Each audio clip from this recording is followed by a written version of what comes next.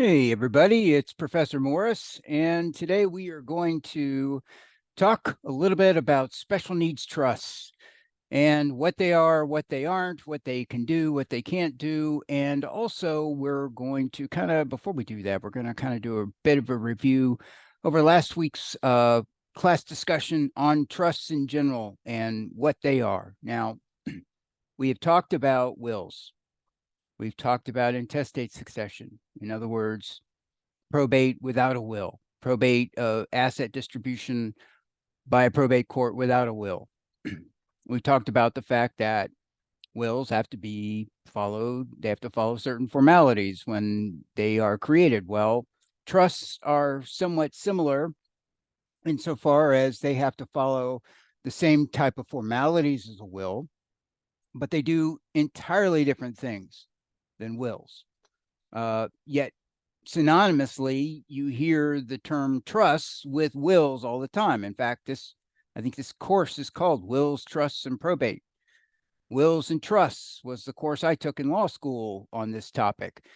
Wills and trusts always seem to be kind of married or joined at the hip with one another when it comes to how they're looked upon, but yet they are completely different legal creatures, if you will, when it comes to how they're handled and what the rules are when it comes to how they are applied. The key thing I want you to understand with trusts is that there are two primary types of trusts, revocable and irrevocable. We'll talk about that in a second. And I want you to think about, when you think of trusts, I want you to think about the idea of ownership and what that means under the law. Now you say, well, what do you mean by ownership? You mean like property? Like, you mean to own property that's in the trust? No, I'm talking about just simply the idea of owning either the money that's in a trust or the assets that are in a trust. Who owns those? Who has control over those things, and why it matters. And when we talk about special needs trusts in a minute, it will make more sense as to why that's important, because the whole idea of an individual having the ability to have control or ownership over money, let's just assume that for all intents and purposes for today's lecture, when we talk about trust, we're just talking about liquid trust. We're talking about trusts that are full of cash, no assets, no property, just money, just cold, hard cash. When you have the ability to spend that cash at will whenever you want to and on whatever you want to spend it on, that is essentially you having ownership over that money. Your bank account, for example, the money that you live on to pay your rent, to pay tuition, to buy books, to buy all of the other things that you need in your life, that is your money. Now, it may come to you from different sources. Maybe you have a job and you're also going to school. Maybe you get support from your parents still because they're paying you for good grades, or they're giving you financial assistance because they're good parents and they want to help you get through college. Or maybe that money is coming from student loans that you're borrowing either from a bank or from or they're federally subsidized student loans. So they're coming from a bank, but they're subsidized by the federal government. Bottom line is that once that money makes its way into your bank account, the bank account that only you have access to, you essentially have ownership interest over that money. You possess that money, even though it's sitting in a bank, it's not in your wallet. You have access to it whenever you need it. You can spend that money on just about anything that you really want to spend that money on, because you're now an adult, you're in college, you're out of the house maybe, and you're free and off and kind of doing your own thing and making your own financial decisions. So regardless of where that money comes from, once it makes its way into your bank account, it's your money to spend. Therefore, you have an ownership interest over that money. So when we talk about trust, when we talk about trust accounts, we are putting into question and legal question regarding the beneficiary's ownership interest over that money. In other words, the beneficiary of the trust, the person who's going to get the money from that trust account, through disbursements from the trustee. And again, we'll talk about the different parts, different players in trusts in a second, kind of a review from last week's lecture. That individual, that beneficiary, is not deemed under a trust account to have an ownership interest, because even though they're the beneficiary of the trust is owned and operated by someone else, a third party. And that is, again, something I want you to keep in your mind as we move forward, because I'll kind of come back to this idea of ownership and ownership interest over money. And again, we're just, again, for today's lecture purposes, because trust can have property and other assets in them, like stocks, bonds, other things that would gain wealth over time. For today's purposes only, let's just assume that all of the trusts that we're talking about are just simply liquid trusts or cash only trusts. Okay, they only have money in them, cash money that can be spent, removed from a bank and spent on anything. So again, it is going to be that ownership interest over that money that is going to be key when it comes to why trusts are created in the first place. So let's go back to, again, the beginning of last week's lecture when we were first learning about trust accounts and who the different players are in the trust world. First of all, you've got the trust itself. This is a sort of a legal agreement. It's based off of what's known as a trust agreement. It's basically a giant document that's got a bunch of legalese in it, and usually drafted by attorneys with the help of paralegals and legal assistants, either on behalf of the settlor or the grantor, or on behalf of whoever created this trust in the first place. That trust agreement is going to dictate the terms of the trust and what kind of trust it is, what the purposes of the funds are for, and who the beneficiaries are going to be, which leads us to the first individual in this trust world that we're now talking about, which is who creates the trust. And that would be someone known as the settlor or the grantor. Now, for the purposes of this course, we're just going to stick with one term to make it a little bit easier. We're just going to call this person the settlor. And again, the spelling of that and everything you need is in last week's lecture, the week 8, or the lecture number 8 class discussion. That is where you're going to go back and you're going to look at all of these terms when you prepare for the final exam, which, by the way, is coming up on December 7th. Thursday, December 7th is the date of the final exam. Just like with the midterm exam, I will be issuing a study guide for the final.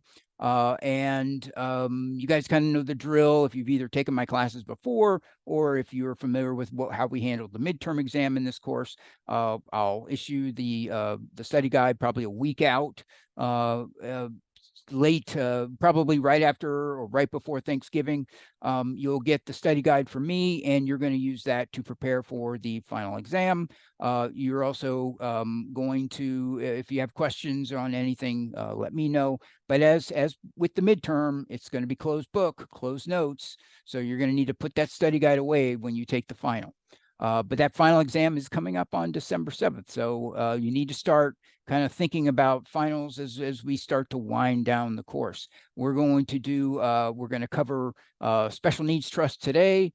This will be a video only lecture. I'm not going to post any written stuff this week. This will be a video only lecture on trust accounts from me. Then next week, we're going to talk about spendthrift trusts, which I think are really interesting investment tools, but also estate planning tools as well. And when you hear the term spendthrift, it sounds kind of interesting because they were originally created because it was about people who weren't very smart with their money, and the folks who were going to leave money to their relatives or to their heirs were worried that money would just poof, disappear and get wasted on nothingness. And so these spendthrift trusts were created, and those spendthrift trusts are what we're going to talk about next week.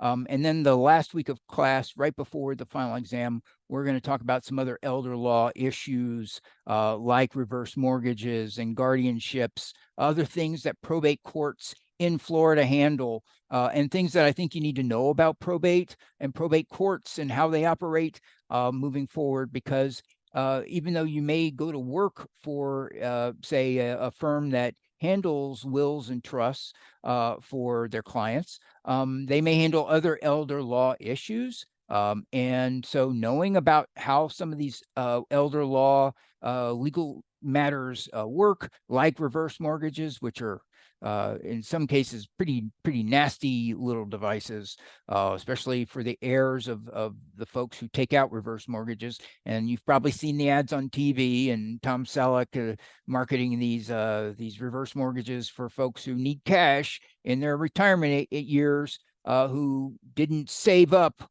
when they were younger for retirement, and they're now cash poor, and they want more cash. And so they essentially sell a reverse mortgage, essentially selling your home to the bank and getting cash up front for it. And then upon the person's death, that home then goes to the bank, not to the heirs, not to the relatives. Certainly, no other creditors get any proceeds from the home or the home sale. It all goes to the bank who issued that reverse mortgage, and there are a lot of ethical issues that come with that. Again, we will talk about all of that in the last week of the course, when we discuss some of these elder law issues. And we'll also cover guardianships and some other interesting things that, again, probate courts in Florida and probate divisions in Florida handle, in addition to handling estates and probate cases. They also handle some of these other issues. So we will talk about those in the last week of the course. So again, study guide coming down the pike, a couple more lectures for me, first on spendthrift trusts next week, and then we're going to break for Thanksgiving, and then meet one last time for a lecture on pertinent elder law issues that I think are going to be important for you to know if you do go to work for a firm that handles elder law cases and issues. So we will, and of course, Florida being a big retirement state, if you will, for seniors, especially in South Florida and Central Florida, even though there are retirement homes now opening up all over the place here in the Panhandle. The point being that elder law is a big field in the state of Florida, and if you want to get in as a paralegal, working in with an elder law firm, those firms are doing very well these days, and it would probably be a pretty smart move, because if you can get your foot in the door with an elder law firm, you can make a career out of this, just working in elder law and on elder law issues. And you're always going to have a job, because there are always going to be people here in the Sunshine State who are of that age group and whose lives and assets could be affected by some of these elder law issues that we're going to talk about. So again, I want to hit on those things before we end the course to kind of round things out. But let's get back to what we were here to talk about today, which is a quick review on trusts, and then a quick summation of special needs trusts and what they can and can't do, and the different types, and what you need to know for the final exam. But first, setting up the trust. The person who sets up a trust account is known as the settlor or the grantor. And we're going to stick with the term settlor for this course. However, if you go to work for a law firm and they use the word grantor instead of settlor, then you need to obviously use whatever your firm is using when it comes to describing the individual who funds and opens the trust account. So the trust account is opened by the settlor or grantor, and that trust account is basically useless, powerless to do much of anything until the trust account is funded. And it is going to be funded, and those funds are going to be distributed to the beneficiaries per the trust agreement. Basically, a giant legal document, sort of like a contract, sort of like a bank document, kind of a mixture of both, where the settlor basically outlines what the trust is for, who's created it, why, and what the beneficiaries are supposed to receive based upon the terms of that trust agreement. And those trust agreements can have teeth based upon the type of trust that's created, whether it's a revocable or irrevocable trust, something that we'll get to in a second. The beneficiaries, and it can be a single person, a single beneficiary, or it can be a group of people, beneficiaries, plural. Either way, the beneficiary or beneficiaries are the people who basically are going to benefit from the trust, from the proceeds of the trust, whether, and again, we're assuming for today's lecture that all of the assets in the trust account is cash, but it can be property. It can be investment assets like stocks or bonds or mutual fund accounts. It can be anything of value that the settlor wants to distribute to the beneficiary or beneficiaries based upon the terms of the trust agreement. So the trust agreement dictates what type of trust it is, and the settlor is the person who decides what type of trust will be outlined in the trust agreement. There are essentially two types of trusts in Florida under Florida law. There's the revocable trust and there's the irrevocable trust. Now, it seems sort of, common sense that a revocable trust is, well, revocable. In other words, the settlor during their lifetime, so long as they haven't been deemed incompetent for some reason, can at any time change the deal in the trust agreement, can rip up the trust agreement, can cancel the trust, can create a new trust agreement, can modify it, can do all kinds of different things, so long as the individual obviously is A, still alive, and B, hasn't been deemed incompetent. And by the way, when we get to guardianships in the last week of the course, we will talk about competency exams, what it means to be deemed incompetent.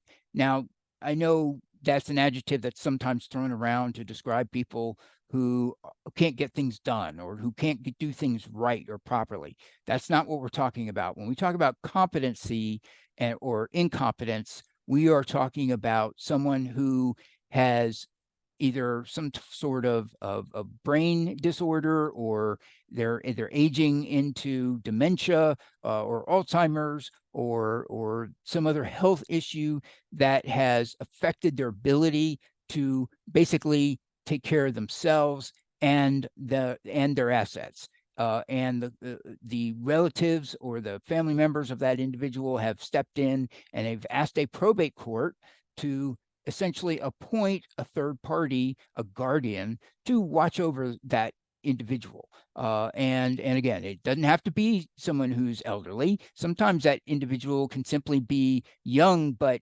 unable emotionally or psychologically to look out for themselves, to care for themselves. And even though they're above the age of 18, which gives every legal adult in this country certain inalienable rights under the Constitution, those constitutional rights can be basically stripped away and taken away if that person is deemed to be incompetent and unable to care for themselves and their assets, and therefore someone else is appointed by the court, assigned by the court, either a professional or a family member, to look over that individual and their assets. And then they have to provide certain reports each year with the court to give updates as to how the guardian is, or excuse me, how the individual who is under guardianship is doing, and all of that is handled by the probate court here in Florida. Different states have different rules when it comes to guardianships, but in Florida law, probate courts handle guardianship issues, and incompetence or being deemed incompetent by a court of law is what would require a guardianship in the state of Florida under Florida law. And when it comes back to trust accounts, so long as the settlor is still alive and hasn't been deemed incompetent by a court of law, they can, with a revocable trust, they can yank that trust account at any time or change it or make any other amendments to the trust agreement that they deem necessary or that they want to make, because it's a revocable trust. Now, there are some drawbacks to revocable trust as opposed to irrevocable trust under Florida law. And again, we're primarily going to be focused, like with everything else in this course, on Florida law. For example, under a revocable trust, there's no asset protection. A lot of times, because remember we were talking about ownership over the funds and ownership and control over money.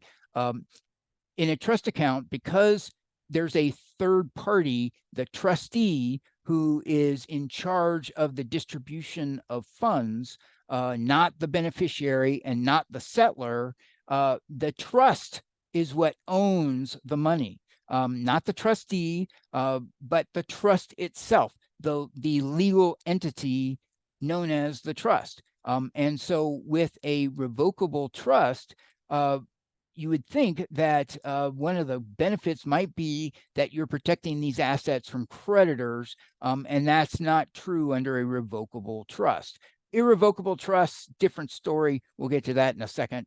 But with regards to revocable trusts, there is no asset protection, but you can still avoid probate. And that's the key with, and the thing I want you to understand with revocable trusts, otherwise known as living trusts. And the reason is because, again, the only person who can revoke that trust or change it is the settlor.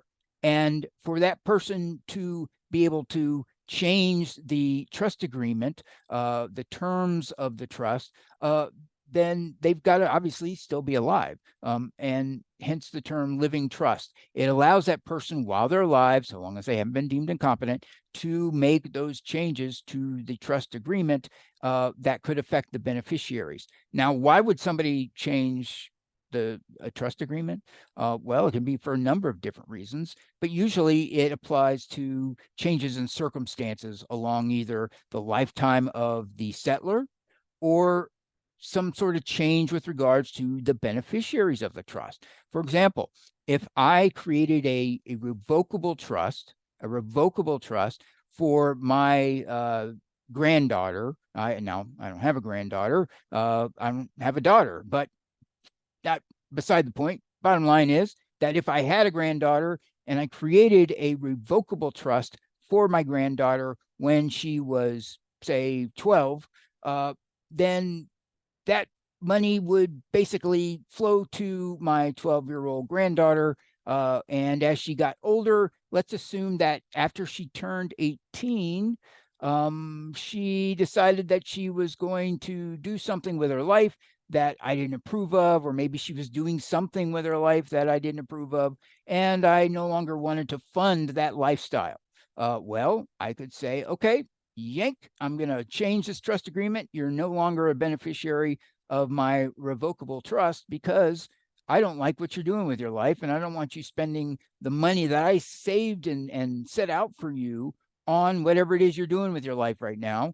So I'm revoking it. I'm taking it back, and I'm going to create a trust for someone else, or I'm just going to put that money back into my own savings account, or I'm going to leave it in a will, or I'm going to create another instrument that will basically better protect those assets. That would be something that I could do with a revocable trust based on a change in circumstances. So the benefit of a revocable trust are, well, there are two primary benefits. The first is flexibility. The settlor can change the terms of the trust agreement at any time. Don't really need any special permissions from the court. Don't need any special permissions from the beneficiaries. The settlor can change the terms of the trust at any point in time, no matter what.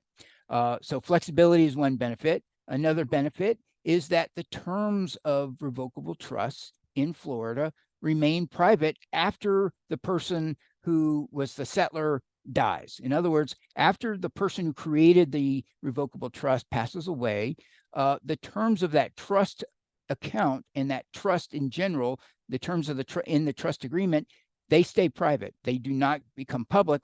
Whereas if you've got a will, here in Florida, and let's say, again, you're leaving money to your niece, your nephew, your granddaughter, whoever, that all becomes public knowledge because probate court has to administer the estate, and either, again, if you've got a will, that will is going to become part of that case and become part of that court docket, and you can look those things up. It's public record. And if I wanted to look at someone's will, even though that person may not necessarily care anymore because they're dead, but they may care about about the protection of their relatives and who's getting money under the terms of the trust agreement, and all of that is protected under a revocable trust in Florida. The other benefit is, again, the avoidance of probate. Again, with a will, all of that's going to have to go through probate. It's going to have to go through a probate court and become public record. If it's a revocable trust, not only are the terms of the trust agreement private, but also the whole situation is avoided. In other words, no probate. The terms of the trust upon the person's death basically dictate who gets that money and how quickly immediately after the person's death. So most, in fact, all trust agreements, all revocable trust agreements are going to have a clause in them that talks about what happens after the settlor dies. Remember, revocable trusts, living trusts, are created during the person's lifetime while they are still alive. This way, they can change things up while they're still alive, so long as they haven't been deemed incompetent.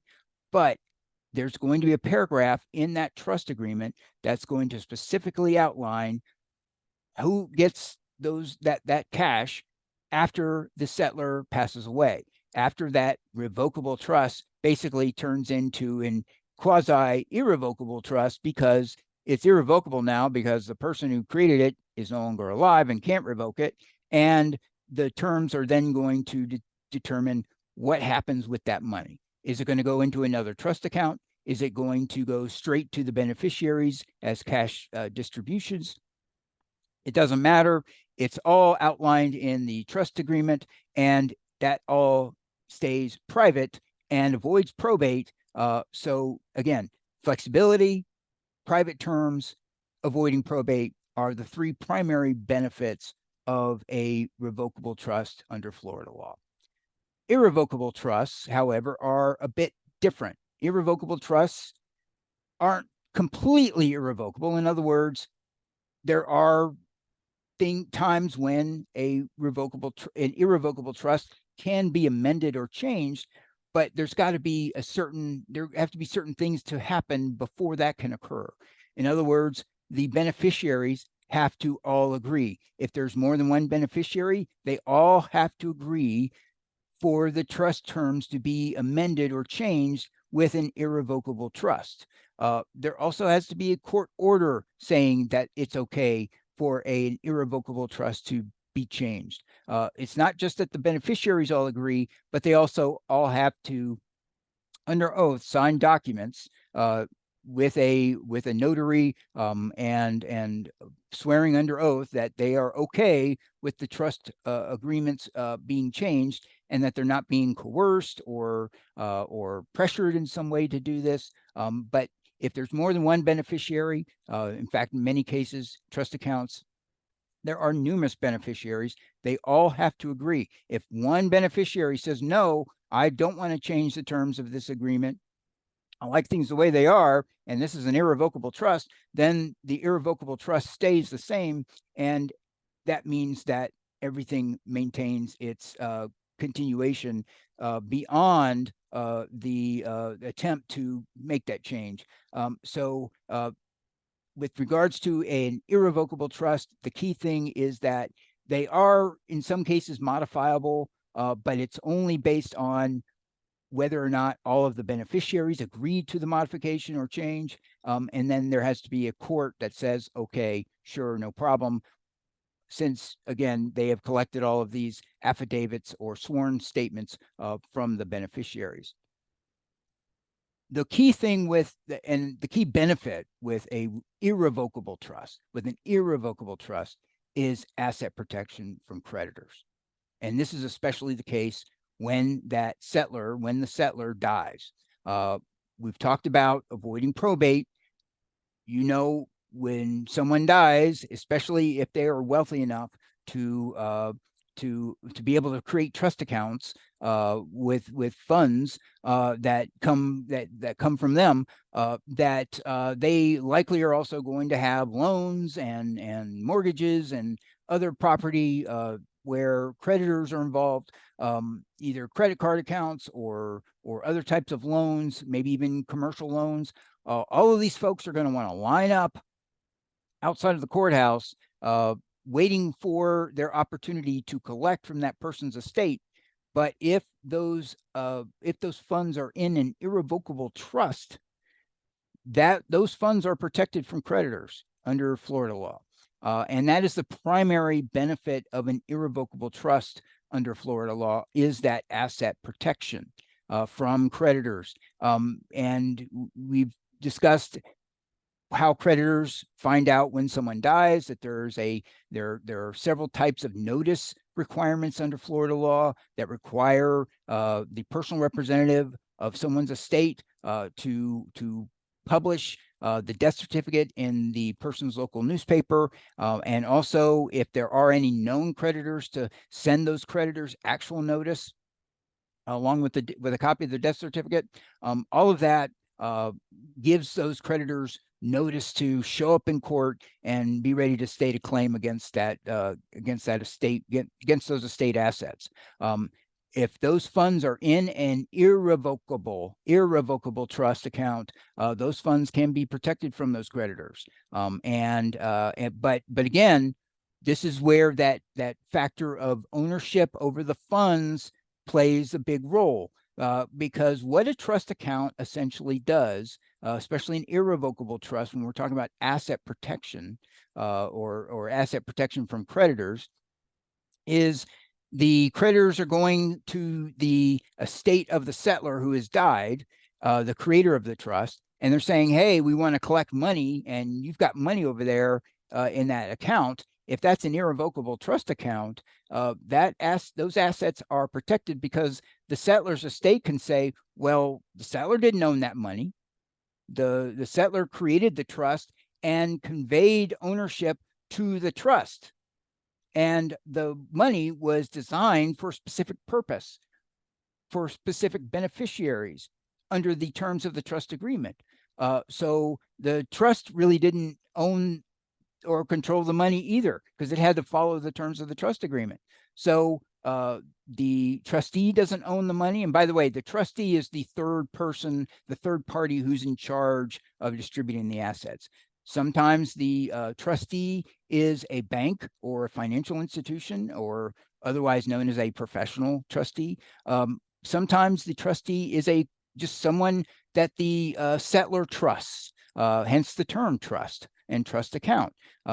You are basically giving control of those funds to the trustee, the person in charge of distributing those assets, and conveying ownership away from yourself if you're the settler. But even the trustee doesn't really own that money. The trustee cannot take that money and just spend it on themselves. That would be a violation of their fiduciary duty. We've talked previously in this course about what a fiduciary is. Fiduciary duty is a duty to act in the best interests of someone else. Whoever you owe that fiduciary duty to, you owe that person you owe that person you basically have to earn their trust and continue to maintain their trust by doing things for their benefit or for the benefit of someone that they have deemed needs to be benefited, i.e. a beneficiary of a trust account. So the trustee cannot pocket that money in the trust account. Now, they still have lots of power, because they can pick and choose based upon the terms of the trust agreement, if it gives them that latitude of whether to distribute certain funds to certain people, certain beneficiaries. But it all has to be outlined in that trust agreement. And again, they owe a fiduciary duty to the trust and to the settler, and also to the beneficiaries. So the trustee definitely has to be someone that should be reliable, should be counted on either by the settlor, or if it's a professional trustee, which are more and more common these days, this is either a bank or some other type of financial institution. In fact, there are trust companies out there that do nothing but handle trust accounts, and they are basically professional trustees acting as a fiduciary to the settlor and also to the beneficiaries of that trust account. So with an irrevocable trust, asset protection is gained by, again, devolving yourself of any ownership interest and over those funds and giving it to this sort of nondescript trust account. And with an irrevocable trust, those assets are protected. And that is the key thing that I want you to understand with regards to irrevocable trust. When you think of irrevocable trust, I want you thinking of asset protection from creditors. When you think of revocable trust or living trust, I want you thinking of avoiding probate and private terms, keeping those terms private from the public, unlike a will, which again becomes public when that estate is probated or goes through probate. So now that we have the sort of the players of trust world, we've got the settlor, the creator of the trust. We've got the trustee or the fiduciary person who owes a fiduciary duty not only to the settlor, but also to the beneficiaries. And then you've got the beneficiaries, those are the people who receive under the terms of a trust agreement. Then, of course, you have the trust itself, the trust account, and then you have the trust agreement, which is the document that lays out the terms of whether it's a revocable or irrevocable trust. And again, under Florida law, both of those trusts do exist, and they exist for different purposes, and they both have different things in mind when it comes to how those assets are distributed, and also how beneficiaries are able to take under the terms of the trust agreement. So let's quickly talk about special needs trusts. Remember, we're talking about trust accounts. We're talking about the settlor or the creator of the trust account basically saying, I don't own this money anymore. The trust does. And it's designed for a specific purpose based upon the terms of the trust agreement for a beneficiary or beneficiaries. Okay. Now I want you thinking of a situation that isn't particularly happy to talk about, not a lot of fun, but someone who is going through life, and then all of a sudden something horrible happens, and they either have a horrible illness or they have a horrible accident, and they end up permanently disabled for whatever reason. It could be a health issue, or it could be the result of some sort of accident.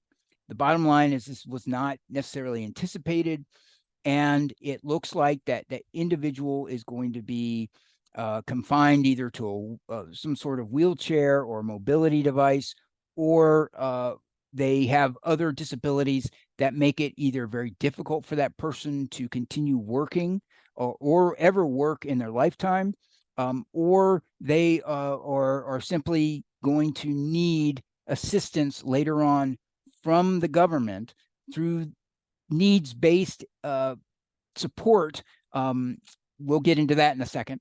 And what a special needs trust, or what these trusts are designed to do, is essentially provide for these individuals in different ways based upon the type of special needs trust it is. And it is designed to allow that individual to benefit from monies and support, but not threaten their ability to also get those government benefits that they would otherwise need. And here's what I mean by needs-based support. Now, many of you have either taken out student loans in the past, or you're currently taking out student loans to fund your education, or at least help fund your education. And I'm sure some of you have either run into an issue where you're either still considered a dependent under your parents' taxes, or you are an independent, but let's say you're working and you're making a good income, and you've been told that you do not qualify for certain needs-based assistance. Or again, if you're still dependent under your parents' taxes, your parents are too wealthy to receive needs-based assistance or needs-based student loans or needs-based grants that are based, again, upon either the financial capacity of your parents, if you're still being claimed under your parents' tax returns and you're still a dependent, or if you're no longer claimed under your parents' taxes and you're independent, your own income disqualifies you from needs-based assistance. And that is because the federal government and state governments, like the state of Florida, have certain policies with regards to their certain types of assistance that they give to citizens. That if it's needs-based, it's designed essentially to prevent wealthy people from getting those benefits and using them even though they really don't need them. And essentially what the spirit of the law is essentially that if the taxpayers of the state of Florida or of the United States of America are going to fund these programs, we don't want those taxpayer dollars going to people who could support themselves because they're wealthy. And I know some wealthy people consider this to be unfair, but when you're talking about needs-based assistance like Medicaid or SSI, which is supplemental, I think it's supplemental security income. It's for people who, again, are permanently disabled. They either can't work or they can't work a full-time job that would pay them a wage that would disqualify them from this type of assistance. And again, these are folks who are usually confined either to a wheelchair or a mobility device, or they have other disabilities that prevent them from being able to earn an income like folks who are not so disabled. And the when it comes to SSI or I always forget this term, supplemental security income, or Medicaid, which is needs-based health insurance. Those programs have limits on how much money or assets the beneficiary of those programs can have in their own possession and still qualify for these types of programs. And again, it's all based off of this idea that if the person's independently wealthy, or if they have a wealthy family that is supporting them, that they shouldn't need the taxpayers to foot the bill for these programs when they can foot the bill themselves. And so it really is designed, again, not to discriminate against rich people, but instead it's designed to really give as many dollars as possible to those who are in true need of that money, of those taxpayer funded programs as possible. And again, we're primarily talking about SSI and Medicaid. And again, Medicaid and Medicare are not the same thing. Medicare is federally funded health insurance for seniors, for the elderly. Medicaid is federally funded health insurance for the poor, for people who cannot afford to qualify for Obamacare or for any other type of health care or health insurance program. They certainly can't get health insurance from an employer because they can't work. And again, these are usually for people who are severely disabled and are unable to work because of those disabilities, either physical or mental or psychological, whatever. If they've been deemed disabled by a physician, by a licensed physician, and they have filled out the applications and qualify for these programs financially, as well as with regards to their disability, then they can enjoy those programs so long as, again, they don't have assets elsewhere coming in, or another form of income coming in from a relative through an inheritance, or just simply through family support, that would disqualify that person from getting that government needs-based assistance. So what special needs trusts are designed to do is allow a disabled person to not only get those government needs-based assistance programs and that money that could be hugely important coming in, but it also allows a family member, or even the individual themselves in some cases, to put money away to sort of serve as a backup. Yet, because it's in a trust account and that person doesn't have ownership interest over those funds, direct ownership interest. In other words, they have no control over the funds because, like with the other trust accounts we were talking about, with a special needs trust, there is a trustee involved, either a professional trustee or a trusted family member, or person that the settlor trusts to manage those funds. The beneficiary, that money doesn't count against the beneficiary's income for the purposes of these needs-based programs. And that's the key. Again, this is why I wanted you focusing on this idea of ownership interest over money, is because what trust accounts do is they cloud that whole link between the individual and their ability to take money out of a bank at any time that they want and use it for anything that they want. With a special needs trust, sometimes the funds are controlled by a trustee and can only be used for certain things. And in other situations, the trustee is able to supplement the needs-based services that disabled beneficiary is receiving through the terms of the trust agreement. And there are two types of special needs trusts that I want you to know for today's lecture. There is the first party special needs trust and the third party special needs trust. Let's start with the third party special needs trust, because I think that's usually the more common type of trust. In fact, first party special needs trusts in Florida are relatively new because of a change in the law that occurred, I think, around 2018, that allowed those to be created, and we'll talk about that in a second.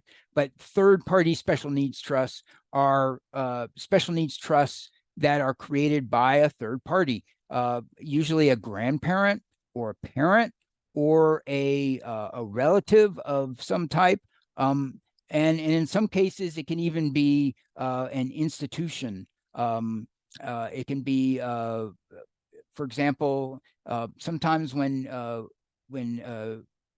say parents of a child dies, the parents of a child die, there's like a GoFundMe that is created by relatives to help collect money for the kid, growing up. Well, if that kid is disabled and is receiving some type of benefit through the federal government, either SSI or Medicaid, that GoFundMe money, and sometimes these accounts can be tens of thousands, hundreds of thousands of dollars, depending on the popularity of the campaign to raise funds and the situation involved. If it's a big bucket load of money, that child, even though they're a minor and wouldn't have direct ownership interest over a bank account because they'd be too young, that money, if it's deemed to be an asset of the child, could be used to disqualify them from those needs-based government programs that they would otherwise need if the child is disabled, and that would create a real problem for them. And so even with GoFundMe accounts, a special needs trust can be created to protect that money for the child and for the child's benefits without disqualifying them again from those needs-based government programs.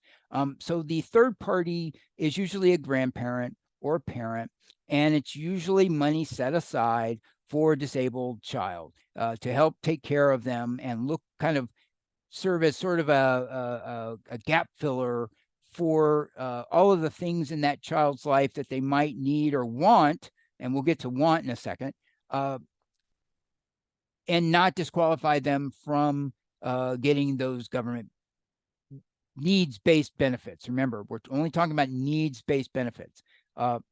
And when I say want, third-party special needs trusts can be used. For example, Medicaid may pay for 24-hour or may pay for a nurse to watch over a minor disabled child or a disabled adult, but it only pays for them during the day. It's not 24-hour care. Unless that person is deemed to be in need of 24-hour around-the-clock care, and then they're placed in a some type of residential facility, they wouldn't get 24-hour care.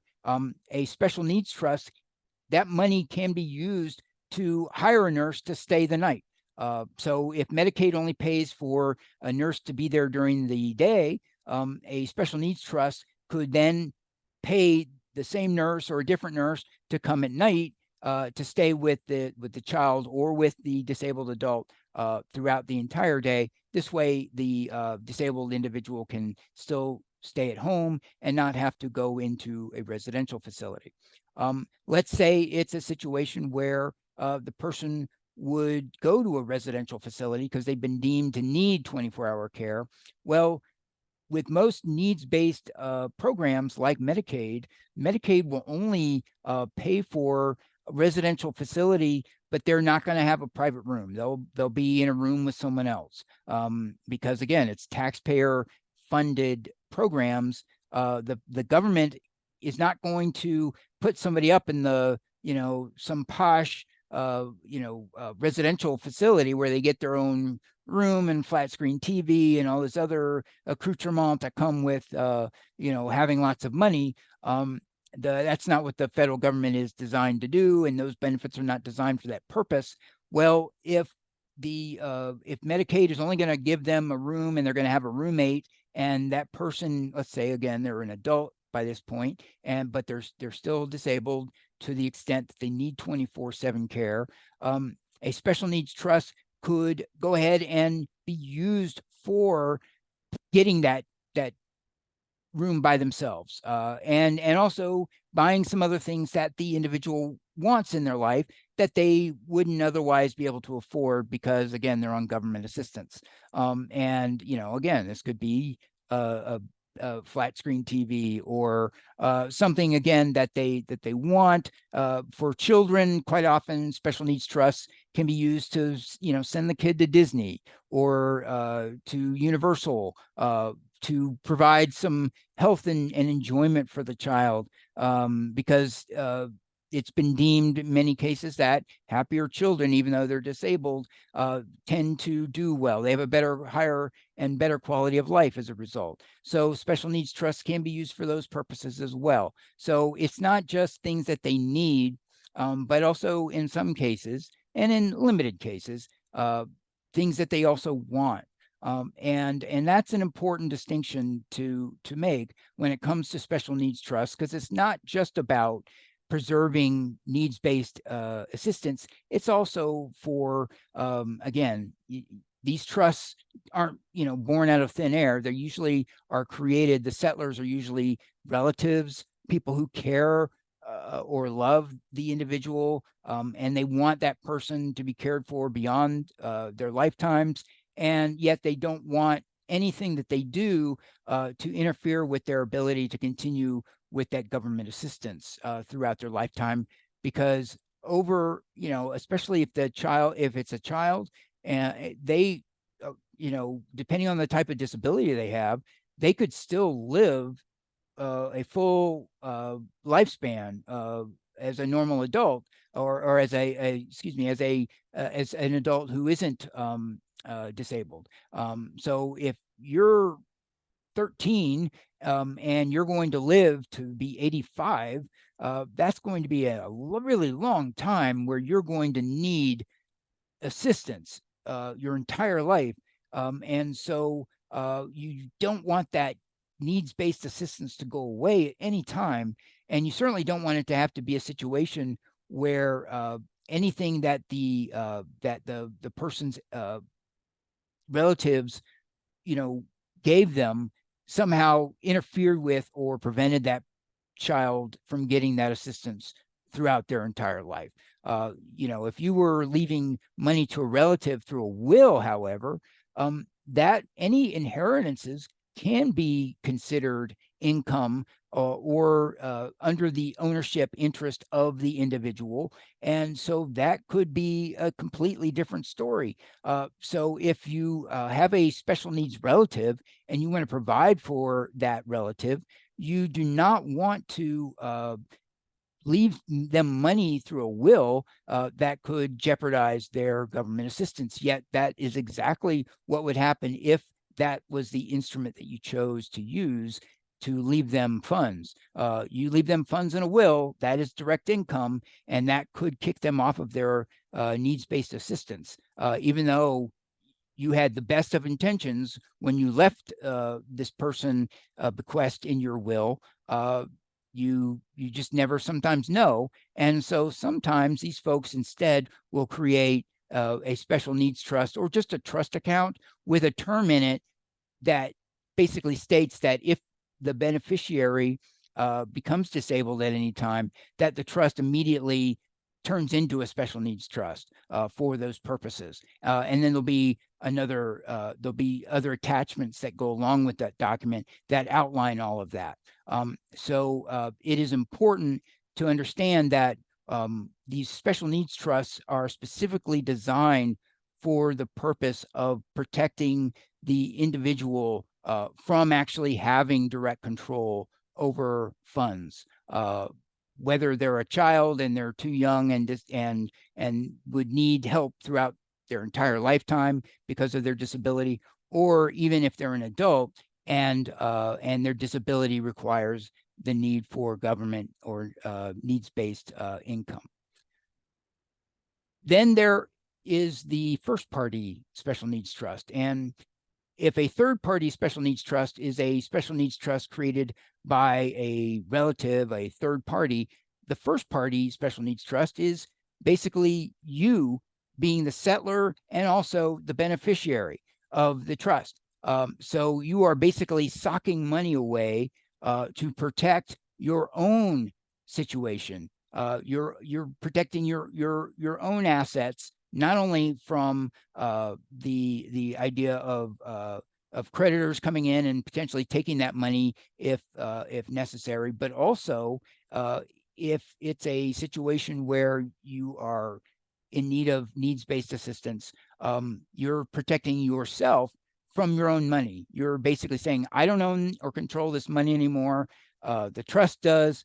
Therefore, the federal government cannot count this against me as assets or as wealth, and therefore because I have rid myself of ownership control. A trustee is in charge of this money, and they're under the terms of the trust agreement only allowed to give me certain amounts of money for certain types of things throughout the course of my lifetime, and none of that money is going to be counted against me with regards to assets insofar as a wealth determination for needs-based assistance.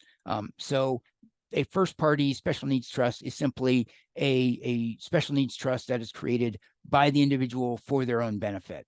One thing that I wanted to kind of touch on before I got to the rest of the first party special needs trust, and that is with when it comes to third party special needs trust and first party special needs trust. With a first party special needs trust, because you're creating it for your own benefit, there is a provision under Florida law that requires that when you die, the money that is left in the trust, anything that is left in the trust, whether it's cash or assets, anything of value, is either, if it's cash, it goes straight to the government agency that provided you support during your lifetime. If it's assets, those assets are then sold, and then that cash is given to the agency that provided support during your lifetime. It's called a Medicaid repayment obligation. Under first, and this is only under first party special needs trust. And this is one of the drawbacks of funding your own trust account and being the beneficiary of your own trust account, is that instead of, after you die, the assets go to your heirs. The state of Florida and the federal code have all said, nope, if you're going to do this for yourself, if you're going to fund your own trust account so that you can collect taxpayer benefits paid for by the American taxpayers or by Florida taxpayers, well, guess what? When you die, all of that money goes back to those programs. You basically have a duty to repay that money with anything that's left over. Now, obviously, if you were disabled when you were 20 and you lived to be 85, and the amount of money in the trust once you die is, a couple $100, maybe a couple thousand, even though all of that money is going to go back to the federal agency, obviously it's not going to cover all of the benefits that you earn during your lifetime. So it can still be a pretty sweet deal. And for most situations, it's still worth it. But for super, super wealthy people who create these trust accounts for themselves, who could have hundreds of thousands, maybe even millions of dollars in the trust account, that is a situation where that could be a real problem, because all of those assets are going back to the government after that person's death. So that is one of the things that occurs with regards to first party special needs trusts, is this Medicaid repayment obligation or government repayment obligation. I think the other thing is, and we talked about how money from a will can obviously kick somebody off of their benefits. This is why special needs trusts are created. I'm just looking at my notes here to see if there's anything I did not cover that will be on the final exam. And of course, we'll have questions with today's lecture for this week's assignment that I want you to answer on this. When you answer those questions, you're likely going to see those again on the final. And again, that will all come out with the study guide.